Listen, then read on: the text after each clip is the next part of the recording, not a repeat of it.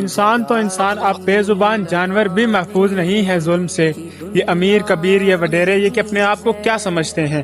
مال دولت پیسہ بنگلہ کے اس کے نشے میں اتنا بے لگام ہو گئے ہیں کہ وہ یہ بھی بھول گئے کہ ایک ہستی ایسی بھی موجود ہے جب وہ ان کی لگاموں کو کھینچے گی تو ان کی نسلیں تک تباہ ہو کے رہ جائیں گی۔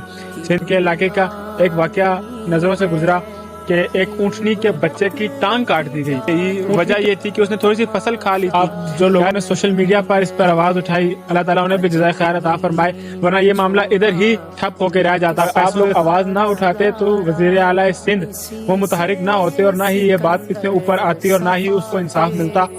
اور اب انشاءاللہ اس اونٹنی کے بچے کا اچھی طرح سے علاج ہوگا، 2 سے 2.5 ماہ میں وہ ریکور ہو جائے گا، اسے نکلی ٹانگ بھی لگ جائے گی۔ لیکن یہ یاد رہے گا کہ ایک وڈیرے امیر شخص نے فصل کی خاطر ایک اونی کے بچے کی ٹانگ کاٹ دی۔ اللہ تعالیٰ اس کو اس کے کیے پر انشاءاللہ ضرور سزا